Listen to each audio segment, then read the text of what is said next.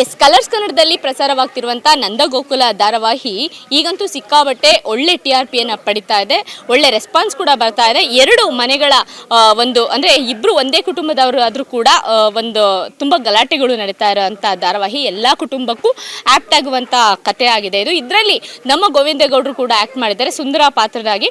So ಆ serial ಎಕ್ಸ್ಪೀರಿಯನ್ಸ್ನ ಅವ್ರನ್ನ ಕೇಳೋಣ. ಸರ್, ಈಗ ಸೀರಿಯಲಿಗೆ ವಾಪಸ್ ಬಂದಿದ್ದೀರಾ, ಸೊ ಸುಂದರನಾಗಿ ಎಲ್ಲರೂ ಮನರಂಜಿಸ್ತಾ ಇದ್ದೀರಾ. ಈ ಸೀರಿಯಲ್ ಬಗ್ಗೆ ಹೇಳೋದಾದ್ರೆ ಸರ್. ನಮಸ್ತೆ. ನನಗೆ ಒಂದು ಖುಷಿ ಕೊಟ್ಟಂಥ ಪಾತ್ರ ಇದು, ಒಂದು ಸುಂದರ ಅಂತಕ್ಕಂಥ ಪಾತ್ರ. ಎರಡು ಮನೆ ಕತೆ ಇದು ಆ್ಯಕ್ಚುಲಿ. ಎದುರುಗಡೆ ನಮ್ಮ ಅಣ್ಣಂದಿರು ಇರ್ತಾರೆ, ಸೂರ್ಯಕಾಂತ್, ಚಂದ್ರಕಾಂತ, ಮತ್ತು ನಮ್ಮ ಅತ್ತಿಗಮ್ಮವ್ರು ಇರ್ತಾರೆ, ನಮ್ಮ ತಾಯಿಯವರು ಇರ್ತಾರೆ.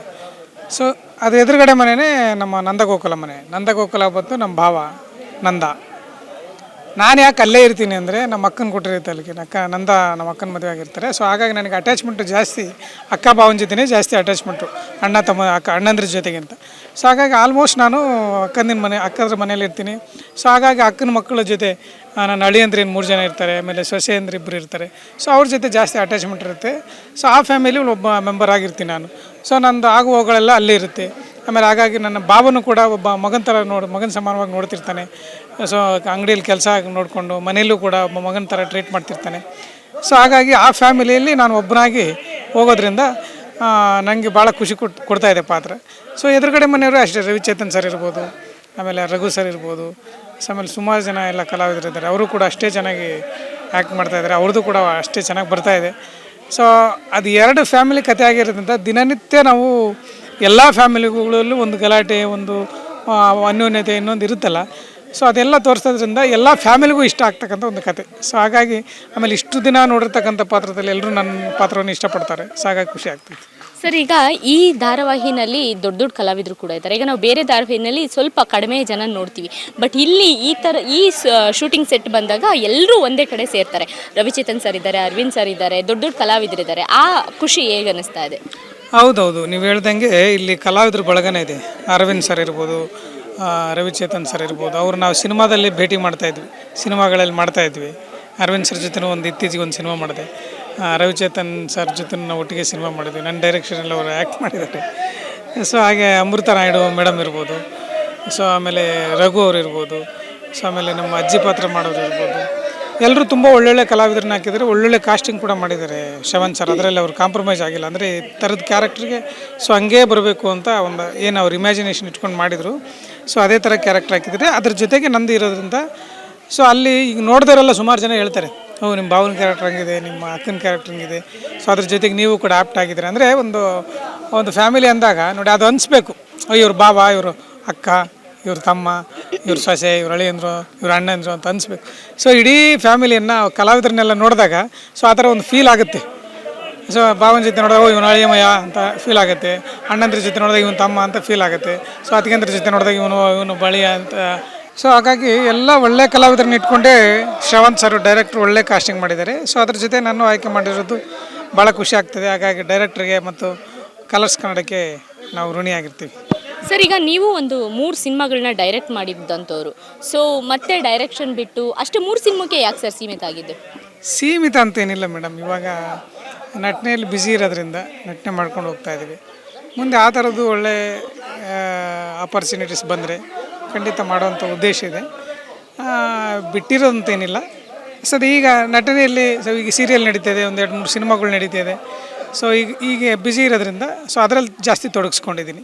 ಮುಂದೆ ಅಂಥ ಅವಕಾಶ ಬಂದರೆ ಮಾಡುವಂಥ ಯೋಚನೆ ಇದೆ. ಸರ್, ಸಿನಿಮಾದಲ್ಲಿ ಅಂದರೆ ನೀವು ಕಿರುತೆರೆನಲ್ಲೇ ಬಂದವರಾದರೂ ಕೂಡ ಸಿನಿಮಾದಲ್ಲಿ ಸಾಕಷ್ಟು ಒಳ್ಳೊಳ್ಳೆ ಪಾತ್ರಗಳನ್ನ ಮಾಡ್ತಾಯಿದ್ರಿ, ಮತ್ತೆ ವಾಪಸ್ ಕಿರುತೆರೆಗೆ ಬಂದಿದ್ದು? ಇಲ್ಲ, ವಾಪಸ್ ಬಂದಿರೋದಂತೇನಿಲ್ಲ. ನೀವು ಹೇಳ್ದಂಗೆ ನಾವು ಕಿರುತೆರೆಯಿಂದನೇ ಜನಗಳಿಗೆ ಚಿರಪರಿಚಿತರು. ಕಿರುತೆರೆಯಲ್ಲೂ ಮಾಡ್ತಾನೆ ಇರ್ತೀವಿ ಯಾವಾಗಲೂ ಕೂಡ, ರಿಯಾಲಿಟಿ ಶೋಗಳು ಅದು ಇದು ಅಂತ ಹೇಳ್ಬಿಟ್ಟು.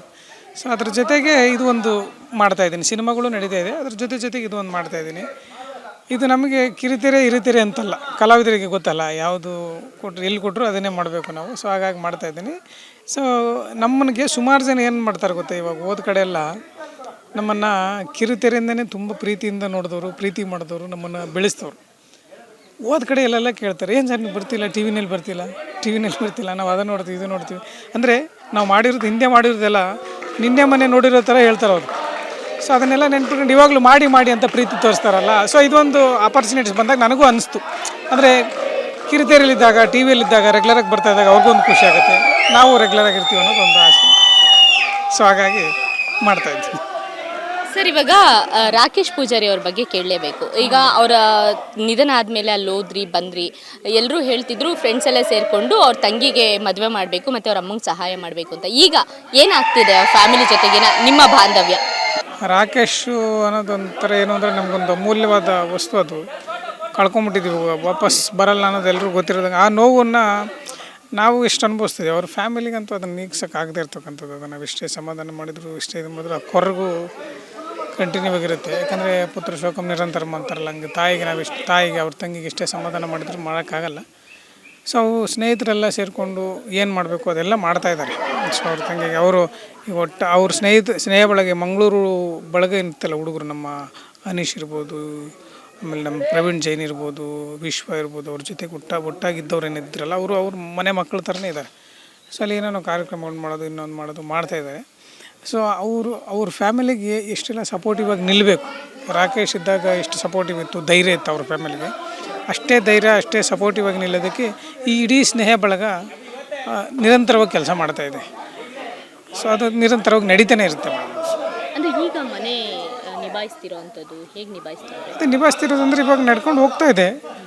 ಸೊ ಅದೇ ಹೇಳ್ದಂಗೆ ಆ ಕೊರಗನ್ನು ಯಾರು ತುಂಬ್ಸೋಕ್ಕಾಗಲ್ಲ. ಬಟ್ ಇವಾಗ ಕೂಡ ನಿರಂತರವಾಗಿ ಅವ್ರ ತಾಯಿ ಜೊತೆ, ತಂಗಿ ಜೊತೆ ಕಾಂಟ್ಯಾಕ್ಟಲ್ಲಿ ಇದ್ಕೊಂಡು ಸ್ನೇಹಿತರೆಲ್ಲ. ಸೊ ನಿರಂತರವಾಗಿ ಅವ್ರಿಗೆ ಏನೇನು ಸಪೋರ್ಟ್ ಬೇಕು, ಬ್ಯಾಕ್ ಸಪೋರ್ಟ್ ಬೇಕು, ಅವ್ರಿಗೆ ಮಾರಲ್ ಸಪೋರ್ಟ್ ಇರ್ಬೋದು, ಇನ್ನೊಂದು ಆರ್ಥಿಕವಾಗಿರ್ಬೋದು, ಏನೇ ಸಪೋರ್ಟ್ ಇದ್ದರೂ ಕೂಡ ಮಾಡ್ತಾಯಿದ್ದಾರೆ. ಅದಷ್ಟೇ ಅಲ್ಲ, ನನಗೂ ಕೂಡ ಎಷ್ಟೋ ಜನ ಸಿನಿಮಾ ಇಂಡಸ್ಟ್ರಿಯವರು, ಆಮೇಲೆ ಪತ್ರಿಕಾ ಮಾಧ್ಯಮದವರು ಇರ್ಬೋದು. ಸೊ ಅವರೆಲ್ಲ ನಿಮಗೆ ಏನು ಸಪೋರ್ಟ್ ಬೇಕು ಕೇಳಿ, ನಾವು ಅವ್ರಿಗೆ ಮಾಡೋಣ ಅಂತೇಳ್ಬಿಟ್ಟು ನನಗೆ ಇವಾಗಲೂ ಕೂಡ ಫೋನ್ ಮಾಡ್ತಾಯಿರ್ತಾರೆ.